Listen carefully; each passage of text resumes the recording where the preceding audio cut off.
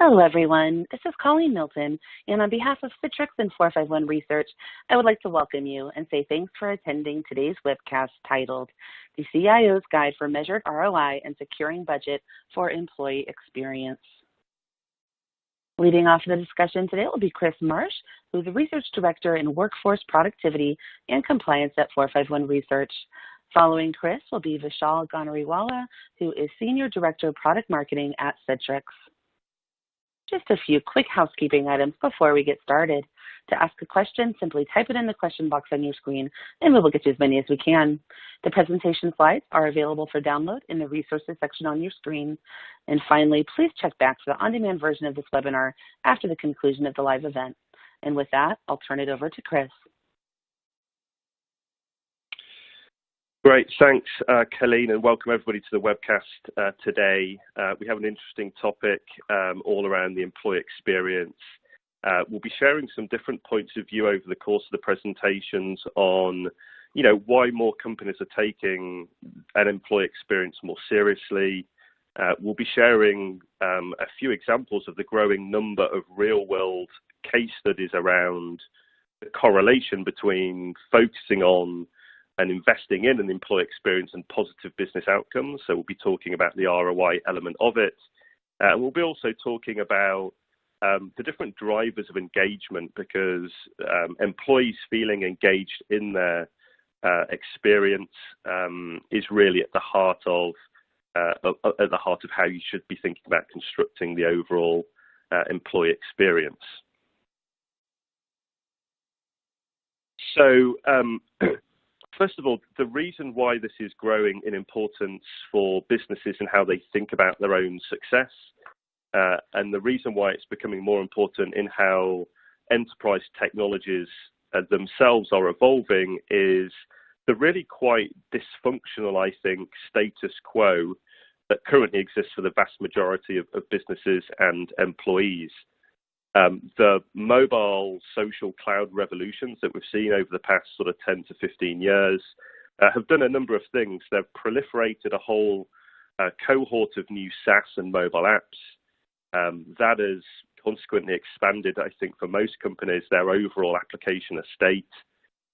We've seen with that the decentralization of buyers of some of these new enterprise apps outside of IT and other traditional sort of procurement centers into lines of business and individuals even bringing in their own apps to work. And at the same time, and also related as part of this sort of overall shift, is a growing assertiveness from more employees in sourcing their own apps. So where they're not provisioned an application that they feel as though they need, or where they are but the experience isn't one that they like, then there's the growing assertiveness to source their own and start using that. And this sort of combination of different factors has led to the worsening of some of the existing challenges that the workforce has had around leveraging technologies, systems, applications, but also I think it has brought some new challenges with it, some of which we're showing on the slide here. And I think probably most of these to some degree or another are relatable for those of you on the webcast this morning. So, just problems with finding things, right? Ineffective search across all of the different types of content repository, application, different places where information is siloed, a general lack of automation within still a lot of applications, let alone across applications. If in your own enterprise environment, you are seeing what lots of other companies are seeing, which is growth of that overall estate of apps, then almost de facto there is a growing need to think about workflow automation across apps rather than how we've tended to think about it, which has been either within integrated suite or within an application environment singularly. Usability is still a huge challenge. If you look at the NPS scores of a typical enterprise app versus a consumer app, they are still in a lot of cases quite far apart. And, challenges around generating and leveraging metadata from different types of application experience into new types of workflow experience. And, all of that kind of technology friction, which has been sort of dysfunctionally accepted because that's really what lots of traditional technologies have just led to, obviously creates issues with productivity. So silos, organizational silos, application silos, content information silos, the need, therefore, for lots of replication of manual kinds of tasks, the manual error that potentially comes with that, dead ends where, companies are having to or trying to construct workflows across applications where they were never potentially really designed to do that in the first place.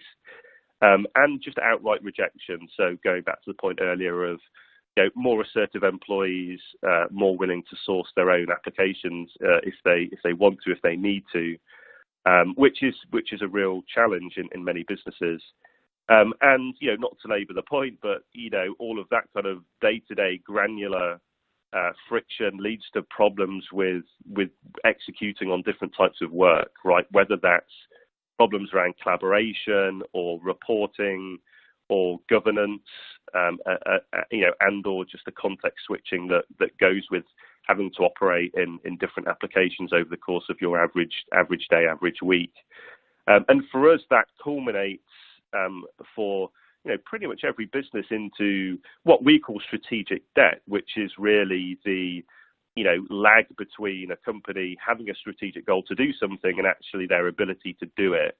So if you have disengaged employees struggling with lots of friction across a growing number of apps, then none of that is good for operational agility, none of that is good for morale, none of that is good for the creation of innovation, and of course it's not going to help drive employee engagement, and it's certainly not going to help drive effective ways of engaging customers. Just a couple of data points from our own surveys that come directly from some primary research we did recently amongst employees that kind of attest to this level of friction. Only a third say that they're very satisfied with the mix of tooling that they're provisioned by their employer to get their work done. Having to use too many apps is the biggest overall work pain point, and 40% of employees said that the number of apps they have to use they think will increase over the next year. So, quite clear sort of attestation to the fact that this is a challenge and the perception that it will only grow as a challenge over the coming years. Another data point, more than 2/5 of employees, I think it was 41% in the survey, said that it took them 5 months or more as a new hire to begin to add value to their organization after they were recruited. So, we're left with an awful lot of work falling into one or other of these patterns, right? So, historically the challenge had been, and obviously still is, where these systems are still deployed and used, that a lot of work is sort of overly structured, if you like. It has to happen within the confines of an application or some kind of integrated suite of applications, and it doesn't give much leeway or freedom to customize how that work is designed and how it's executed. Almost the converse of that, we have, and I'm thinking particularly here about the long tail of work, sort of day to day, that employees have to deal with. That is either entirely unstructured or that is very loosely structured. So work that occurs across spreadsheets and documents and slides and other kinds of sort of assets that may have sort of no automation around it, that may have little collaboration around it. There may be challenges, of course, in reporting or at least sharing information that's held in that particular asset. You then have lots of ill-defined kinds of works where people are trying to stitch workflows together, again, where those applications weren't really designed to support that in the first place. So you get these kinds of Frankenstein types of workflow or reporting. And then on the right-hand side, the far right-hand side, you get, which is also a significant problem, what we call stagnant spaces in between work, right? So where maybe no one in the business really owns the kind of work that occurs in that system or application, or where there has been constructed some kind of workflow collaboration in between applications, but no one really has ownership for it, so it sort of stagnates and it becomes a less reliable sort of source of truth. So we have, all of these kinds of problems, not just in how work executes, but around also other kind of more sort of meta issues, if you like. So from the point of view of addressing these challenges, what should businesses be fixing? Should it be the pain points as they currently stand? Should it be should they be doing some kind of more wholesale re-envisioning of how work happens? More and more businesses are obviously realizing this is a very disruptive time. There's lots of new innovation, but equally they want longevity and a good ROI out of their investment in their business and technology strategy. So what are the problems that we're trying to solve is a question that lots of companies are grappling with. What's the right mix of tooling is obviously an associated question that increasingly companies are asking themselves. Should it be a kind of best of breed strategy where you invest in, building APIs to bridge workflow across functionally specific apps, or should there be more convergence in the experience? Should one workspace or a platform or some kind of combination of a couple of workspaces provide more of the core daily experience of work and then hook into those other applications? So that's a big question and some of what we'll address in the rest of this presentation. There are other kind of fundamental questions too around ownership of the life cycle of work. Who designs workflow, for example? Is it IT? Should it be some kind of business analyst or specialist? Or should that capability be democratized more into the hands of more of the workforce? So, there are some pretty fundamental questions here. I guess if there was one commonality across each of those questions, it's how to make employees, either as individuals or within teams or departments, more productive, more effective. And so, it's employees, their engagement, and what drives it that we should turn to. So, there is, I think, growing recognition from more businesses that people really represent organizations' most valuable asset, and that satisfied employees consequently improve business outcomes. There has definitely been a groundswell of sort of emerging consensus around this being a key, a key realization. The idea that people matter, that happy people matter tremendously, I think is slowly becoming more common currency. And as we've bulleted on this slide, there is a whole number of reasons why that should be the case. There's plenty of research, and a lot of it comes through the primary survey work that we do amongst employees in 451 around the degree to which employees who feel engaged in their role take their responsibilities more seriously. They're more likely to generate new ideas around how best to do work. They're more likely to be able to positively adapt when a plan or a project needs to change course, so that kind of positive adaptation. They're more likely to invest in amplifying their employer's brand amongst professional forums they may be part of and within their own sort of personal social circle. And of course, there's a strong and demonstrated correlation between the degree to which employees feel engaged and whether they are retained in the workforce or look for a job elsewhere. So plenty of reasons, core reasons, that impact on how a company retains its staff, how it promotes its brand, how fundamentally the workforce is effective, that require a focus on employees being engaged by the experience they have day to day. And in fact, more than that, there is I think amongst sort of early adopter businesses, the realization actually that the maximization of human capital is really the societal goal as much as it is also the means to increase profits. So this has definitely risen up the agenda, and we see plenty of evidence of companies taking it more seriously. So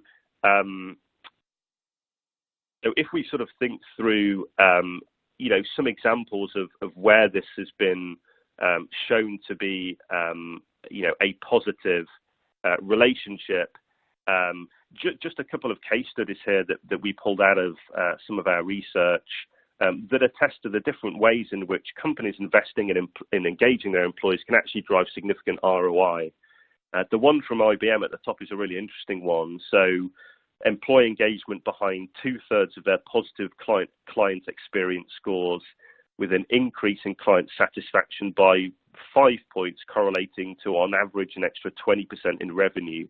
Now, really clear sort of lineage, if you like, between engaged employees driving positive client satisfaction, driving revenue.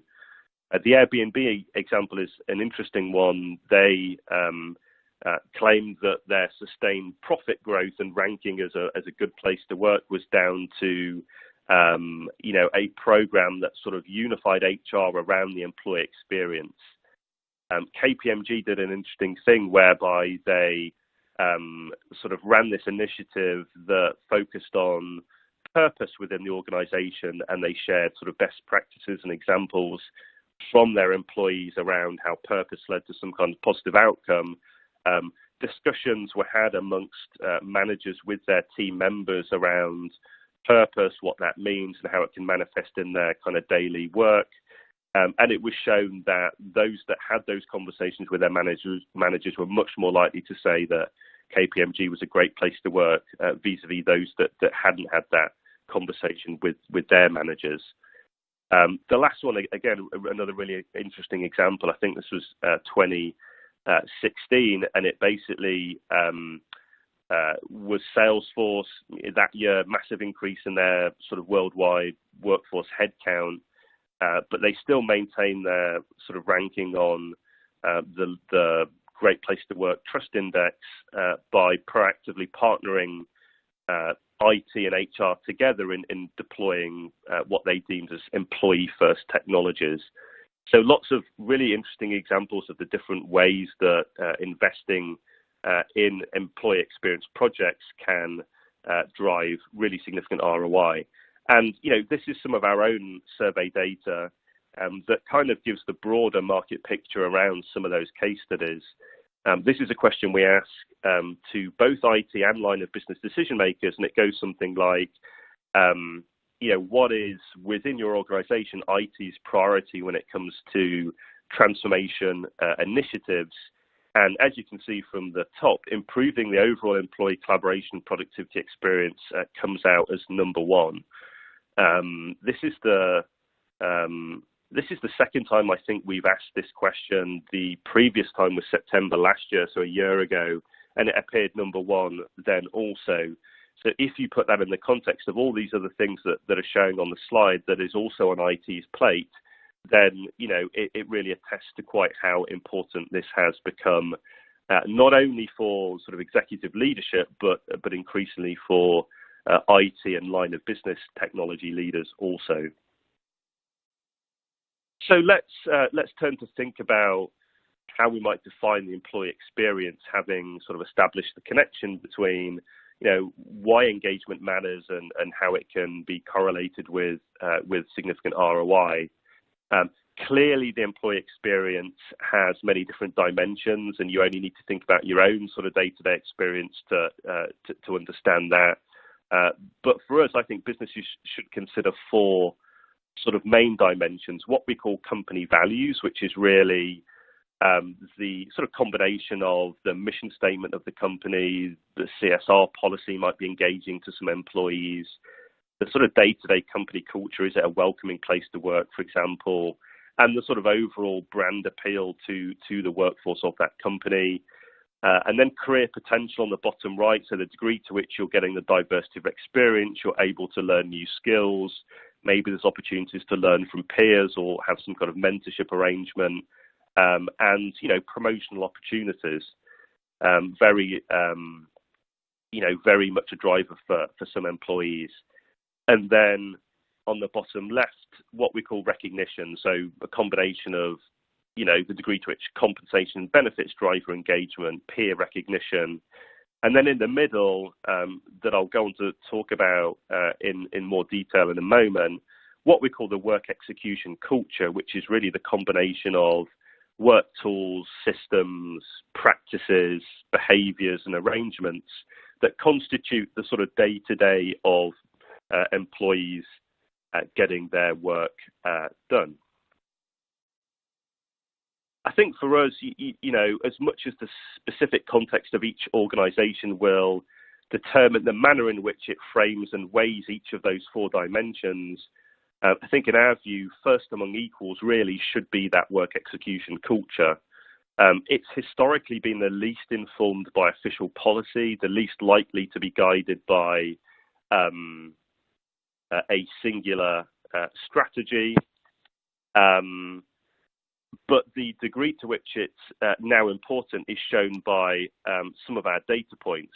So more than 4/5, so it's 81% of early adopter employees said that if they were looking for a new job, they would regard the prospective employer's workforce tools that they'd be provisioned with to do that job as important in their decision about whether to join that company or not.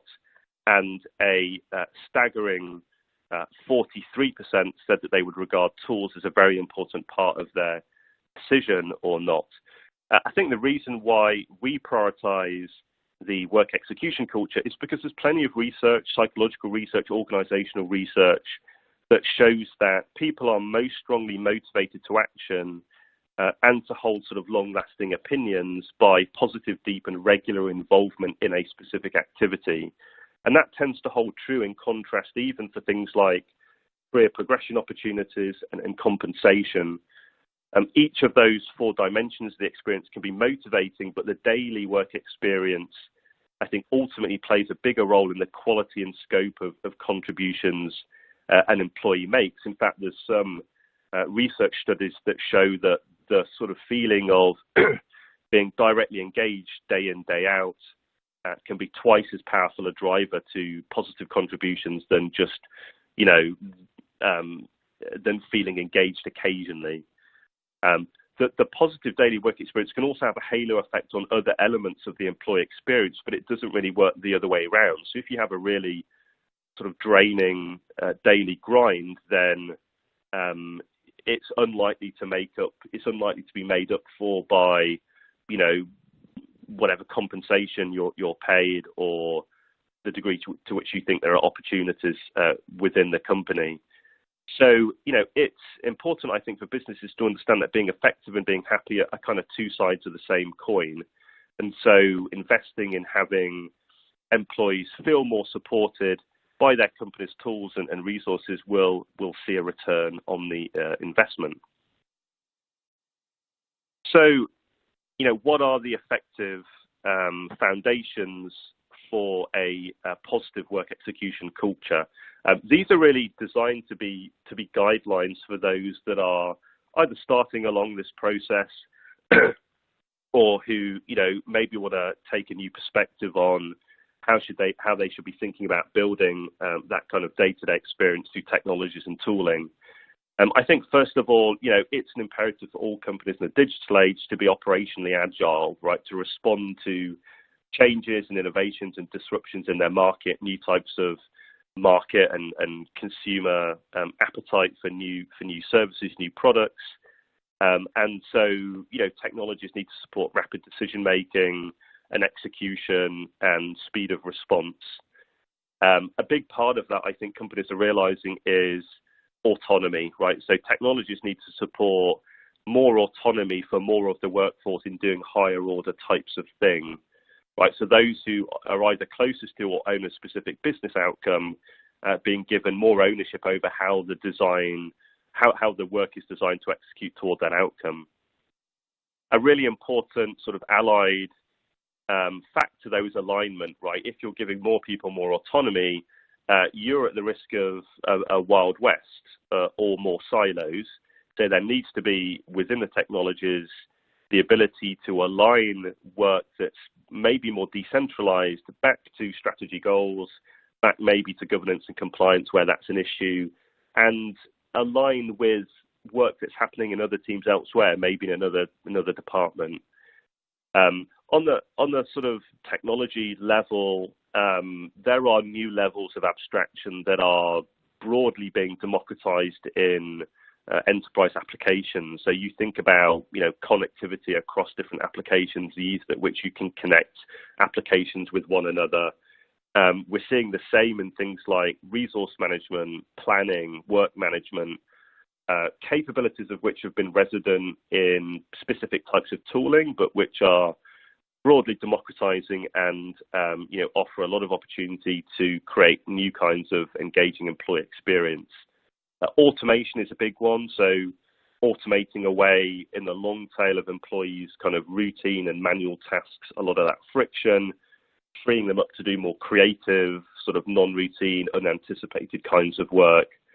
And then finally, attribution, and this is maybe more nascent amongst these different strategy principles, but the idea that insofar as we have focused on things like customer lifetime value in the CX world, more companies are beginning to think about what the equivalent might be in the employee experience, right? So how do you attribute different types of activity, different types of action, and indeed to employees the contributions that they've made through their getting their work done.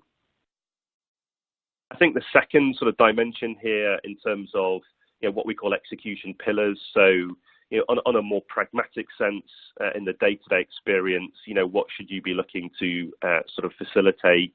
And I think there are these four main things, right? So personalization, a really big one, combining, potentially application usage data, behavioral analytics, direct employee feedback maybe to continuously optimize employees' work experience, and use that to do things like, intelligently organizing and prioritizing their tasks so that that's not a manual sort of gut feel kind of activity, surfacing information or people that are contextually relevant, at a specific time or at a specific part of the life cycle of some project.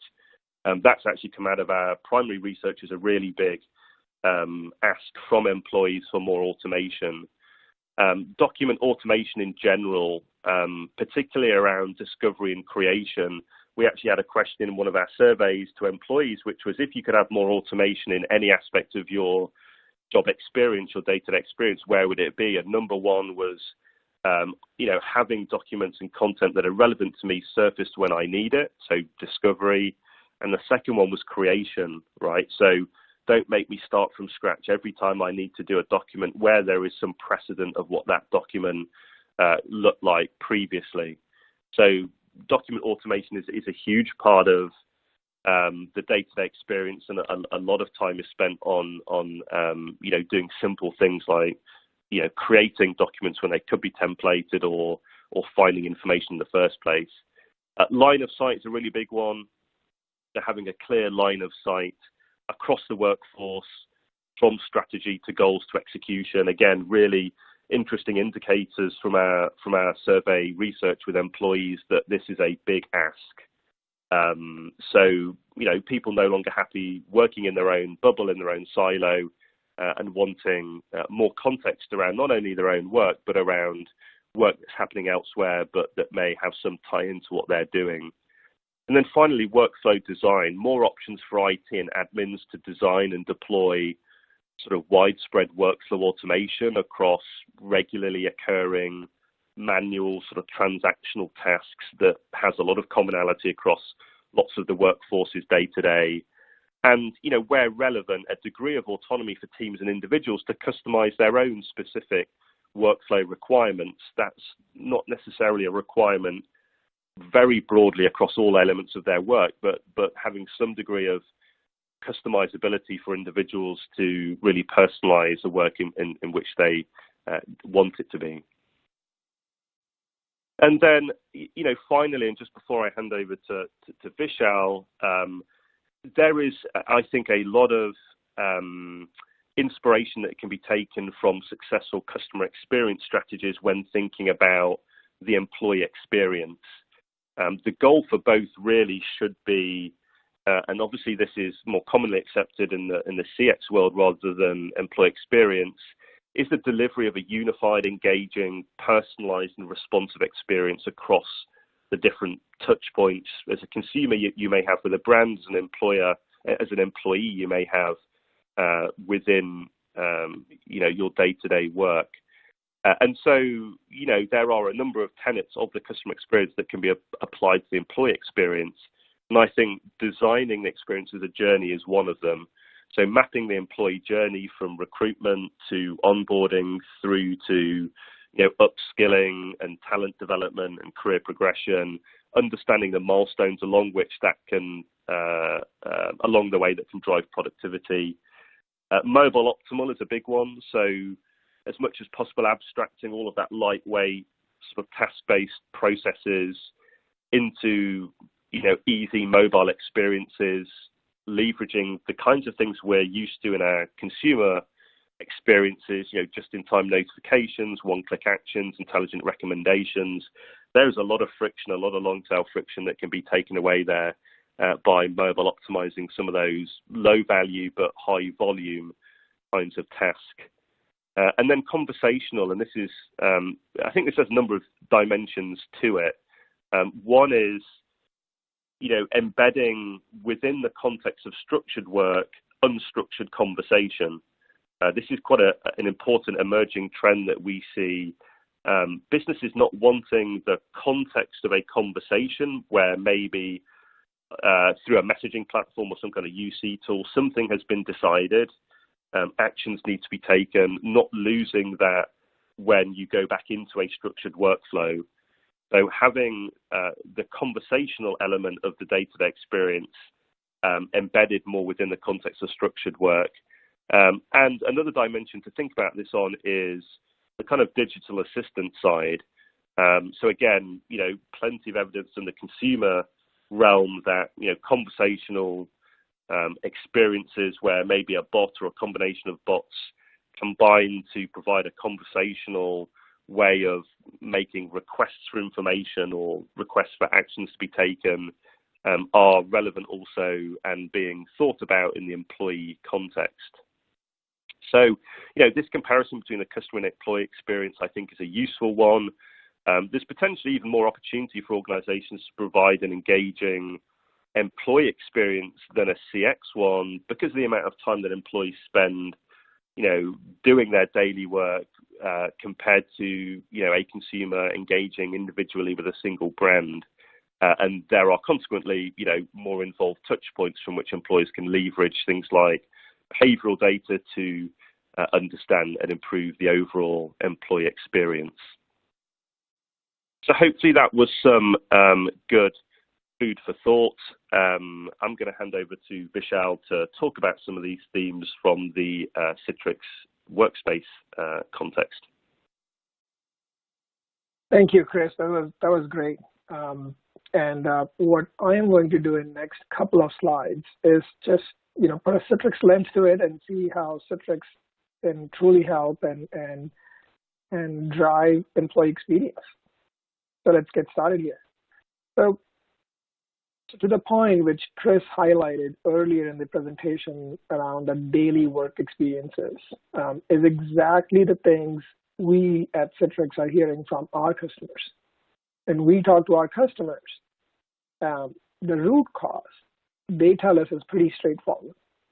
The things we are hearing from our customers is there are simply way too many apps. In fact, some of our customers tell us there are 15 or more apps for the average person.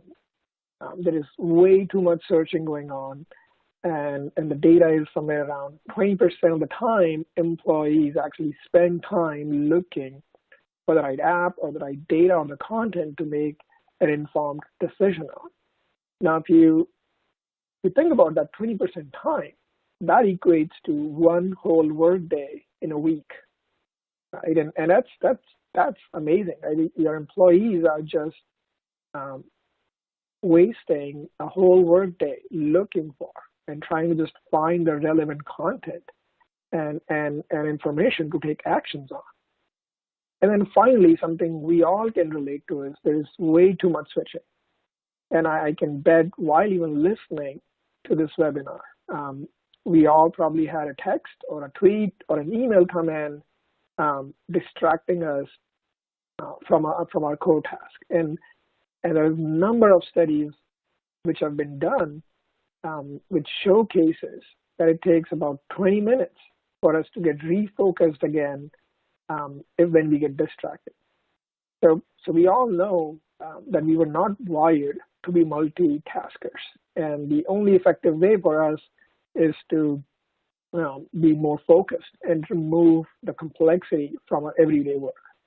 And this is exactly what Chris and 451 research is also showing.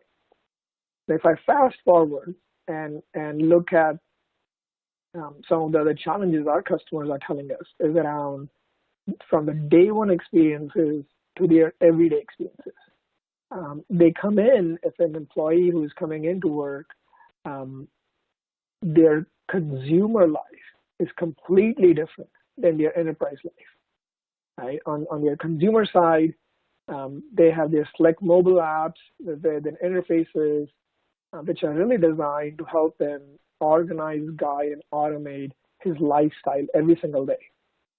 And when we look at the office environment, the technology which people use these days is a feeling which is like going back in time. So that whole slick mobile experience is completely replaced by the company-issued assets, and in some of these cases, it could be a really old laptop or workstation, really cumbersome workflows, and the systems that were just not designed or they're not just efficient. So most people are starting their workday, and if they happen to go to their intranet portals, it's a bunch of links, and they might need to again log in to different things. And then there is this random collection of apps. In some portal, they have to just dig through to get started with their workday. And then the experience is even more staggeringly different when they actually start to click through some of these applications. Now, each of these applications might have a different login experience and a different way to authenticate to these applications. Some of these applications may be just old Windows applications, and some of these applications might be the brand new SaaS applications. There are all these different interfaces, different ways to navigate. There might be different performance issues with these applications. Overall, the experience is highly fragmented and very confusing for an everyday user. And if you think that you are paying employees to be a knowledge worker, but if their tools are not up to the mark, then you're really setting up for them to be a repetitive task workers, right? And here's the gap between businesses who are focused on employee experience and making and creating this time and increasing the engagement for knowledge workers to be more efficient. So finally, let me just end the customer problem section with just last one example, and probably one of my favorite examples is the copier machine.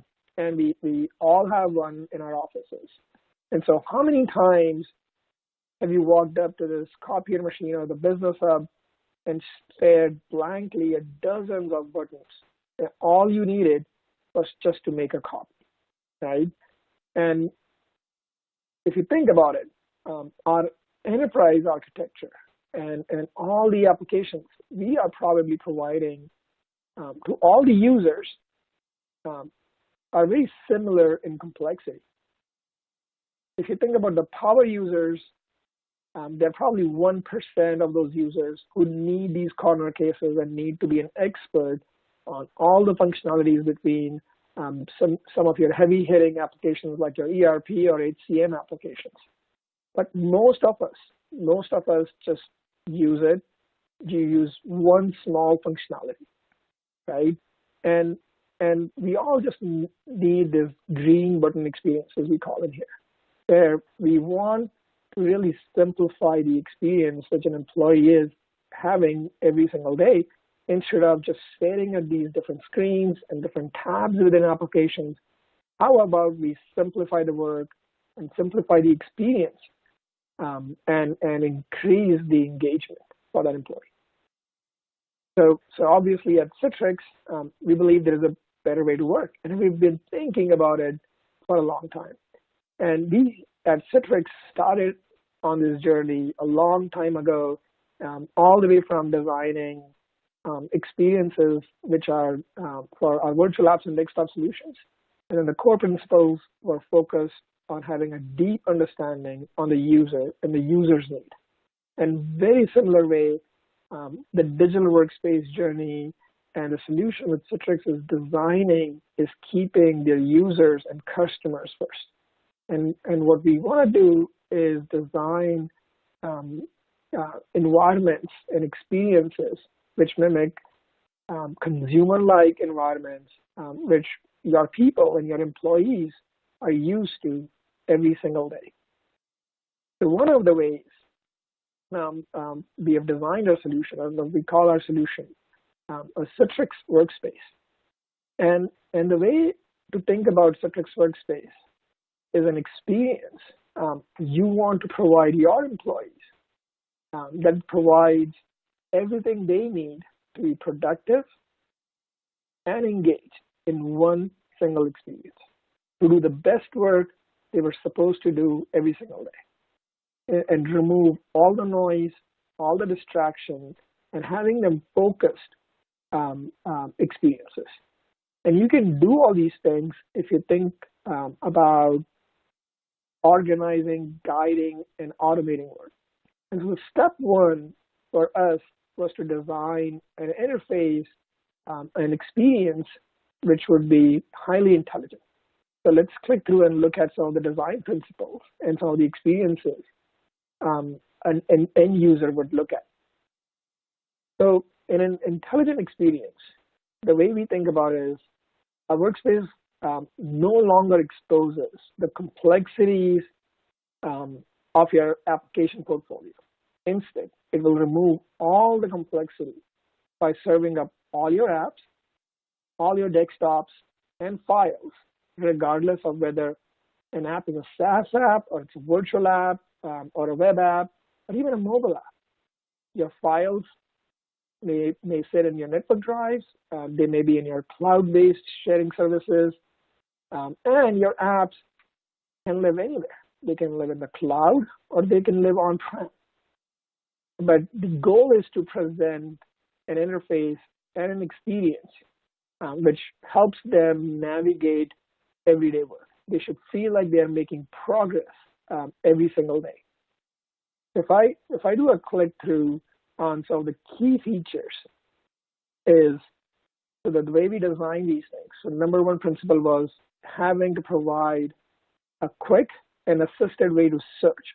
So employees can find all the content they need, and the content can be suggested or through machine learning recommended to employees and provide document automation. Some of the things which even Chris talked about earlier today.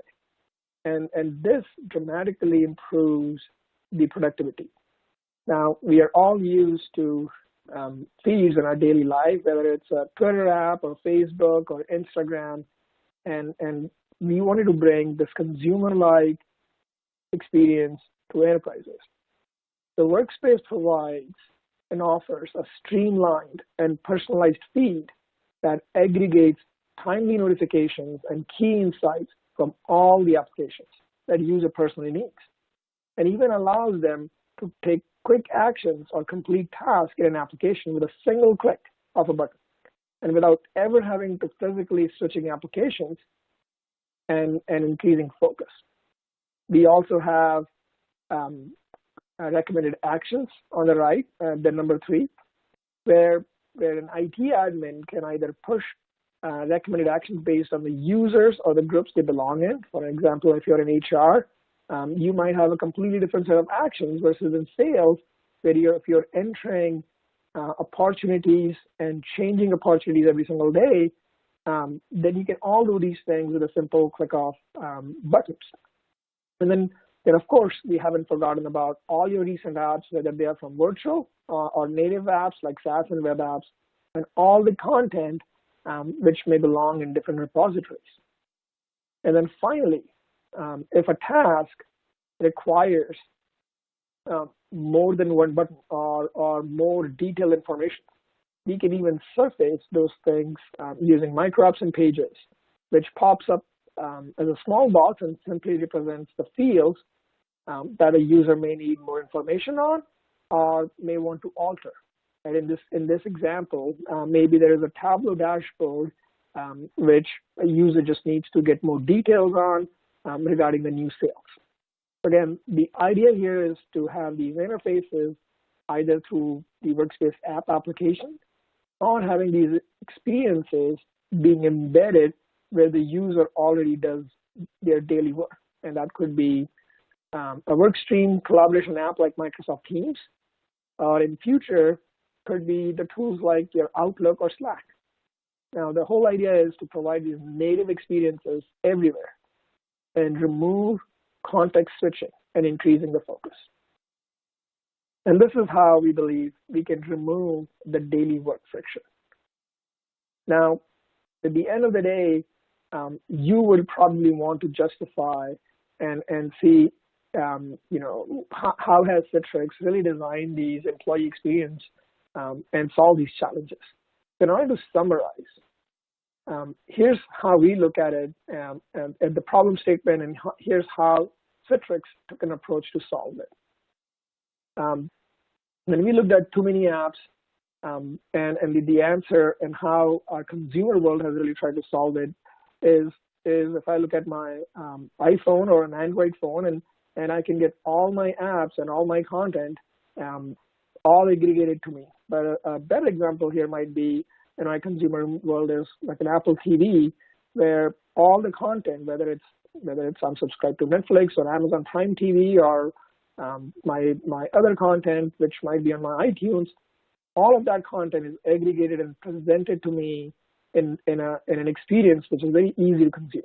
In a very similar way, we organize everything you need to make progress every single day, whether it's all your apps, all your tasks, all your key insights, everything you need in one simple experience. Now, in order to solve complexity, when I look at examples of our consumer everyday apps, whether it's a GPS app from Google Maps, where if they find a better route during a navigation saying the path which I was on probably has an accident, they found a better route, or if I'm at the airport, the airline mobile app may surface me my boarding pass automatically and guide me.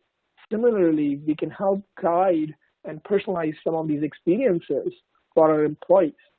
And if I think about some of these examples of guiding words is workflows, whether it's a sales workflow or it's a marketing workflow. And you can truly help and increase productivity for your sales or marketing. So think about some of the examples where you can automatically route contracts for review if you're in sales, or if you're in marketing. How about managing content review process and agency collaboration?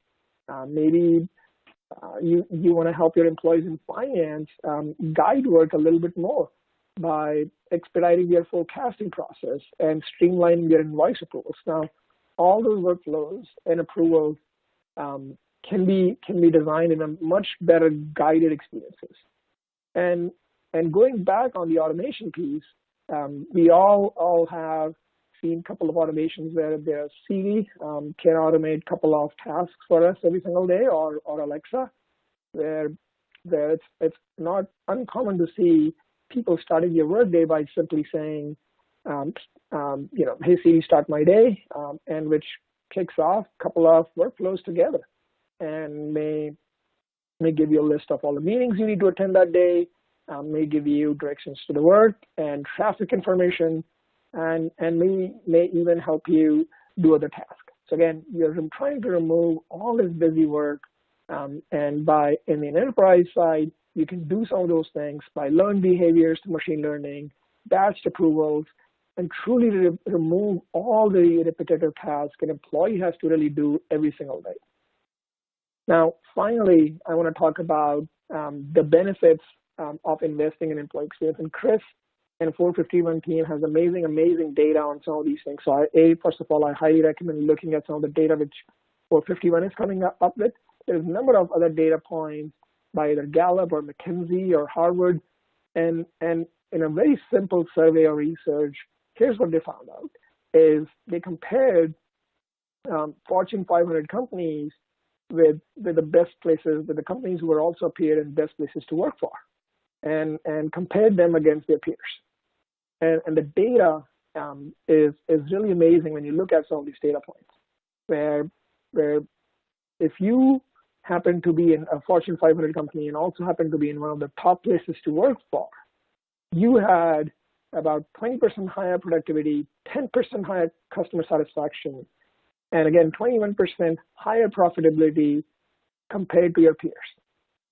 Now think about it for a second. If you were having same number of resources, you're competing the same market,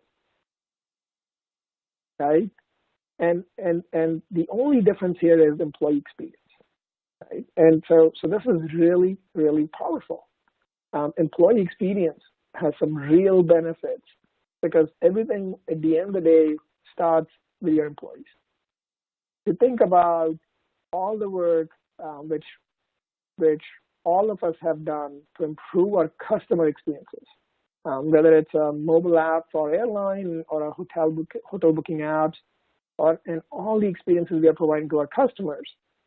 But when we look inside and look at all the apps our employees are using every single day, if they don't have a good experience, how can we expect them to provide a better customer experience at the end of the day? And employee engagement, as Chris said earlier, not only just depends on your physical aspects or the cultural aspects, but really also depends on the technology side of the things, which is by removing your daily work frictions. And you can do those things by having a framework, which Chris provided earlier in the webinar. Now, just my final slide and the final proof points on some of the value our customers are already seeing with Citrix Workspace. When you compare Citrix Workspace to the point products out there in the market, so in order to build the digital workspace, and one of the points actually even Chris touched on was all the things which were the best of breed sometimes of the point solutions, and as the problems started evolving, the classic thing which IT started doing was start investing in all these different point products and point solutions. The challenge there was they can all add up to a big number cost per user per month, and B, the experience for the end user is still fragmented, still disjointed, and the IT complexity has actually increased, and overall security posture has actually decreased. Now, we surveyed all our customers on Workspace, and a staggering 88% of the customers actually said they saw an improvement in employee experience by deploying and using Citrix Workspace. Again, some big numbers here.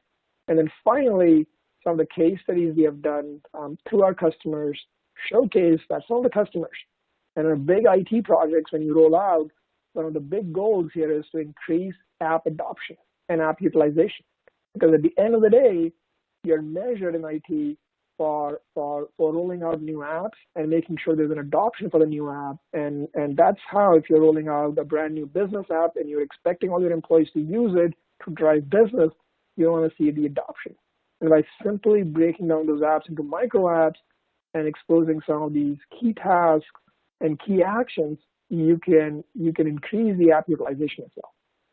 And so that basically concludes my section on Citrix. There's a lot of information on citrix.com/workspace. Post-webinar, you'll probably get an email on more links and to-dos. But with that, I actually want to pass on to Colin for Q&A section and see we have 5 minutes left if there are questions in the queue. Thank you so much, Chris and Vishal. It's now time for our Q&A session. Our first question is for Chris. How do we get different groups like HR and other departments like sales to align around a common workplace? Yeah, it's a good question. I think there has to be a common requirement across those different departments, different personas for one workspace experience to work. fortunately, as much of what we've talked about in the presentation today, the kinds of friction that we've talked about are pervasive and not really specific to particular types of work or to specific roles. So, fundamentally, the challenge in improving the work experience is common across, lots of different types of people across the workforce. Everybody has fundamentally the same employee life cycle. All candidates, whatever role they're recruited into, go through a recruitment onboarding process. All have the same need over their career to be effective and productive, to learn new skills. All have the same desire really to feel engaged in their role. None of that is role or departmental specific. The same kinds of work as well, which both Vishal and I talked about, even if they originate in different systems, are common across the workforce. So approvals, lightweight notifications, etc. There is a common need, of course, to collaborate, to search for and share content. There's a growing appetite also, actually, that we see really strong indicators of in our primary research of the desire for more collaboration across departments. In fact, we had a question in our survey that went to team managers, so managers of people, and it was something like, to what degree would you like members of your team to collaborate with? And then we gave them the option of, more with their peers in the same team, more within your own department, more across department. A really interesting, striking sort of sign that people, team managers, senior managers want more collaboration just generally across departments. So, there is obviously a clear benefit from having a common basis for an experience that can then be individually personalized. So if you're involved in making the case for a workspace that you intend to deploy company-wide, think about the benefits of having a common framework through which you can do things like REAP analytics, document lifecycle automation, collaboration, rather than having point solutions for separate departments. There is, I would say, a stronger case to argue that you're going to be able to reduce friction and improve engagement and drive the employee experience by having a converged experience over lots of different disparate fragmented point solutions. And our final question for today is for Vishal. There are so many workplaces out there. Isn't there a risk of creating another source of distraction if we add yet another workspace? I think this is a great question, right? And I can completely see the confusion in the market where, and it's, marketing fault, you can say, where every single vendor is saying they have a workspace, whether they are from a work stream collaboration space or they come in from an identity space or just work stream space. I think so. The important thing I would recommend for IT leaders and business leaders to really think about, at the end of the day, what their business goals are. And if the business goals are around overall improving an employee engagement and increasing employee experience, then they need to look at a complete holistic solution, right, which is really focused on removing, again, going back to the presentation, on removing the daily work friction. So we're just investing in just only a content collaboration vendor or just a work stream collaboration vendor to only an identity a vendor who is just aggregating all your SaaS apps. Would that really help? Or having a solution which is really focused on automation and workflows and really guiding and organizing work help you? So I would think about carefully drafting your RFPs in a way where you're not thinking about point products and thinking about solving only one challenge. Now, if you happen to have one of these point products in your organization, maybe it's a content collaboration tool, or if it's an identity tool, make sure the vendor you go with can aggregate these different systems, where you can choose your own identity provider or your cloud providers, or even choose your own collaboration providers, right? And truly a system which will be able to aggregate these things and provide an embedded experiences everywhere, and not only in the app, is probably the best way to think about it. So hopefully that answers the question. Thank you to both of our speakers today. That concludes today's webcast. As a reminder, the on-demand replay will be available on On24 soon. On behalf of Citrix and 451 Research, thank you so much for attending and have a great day.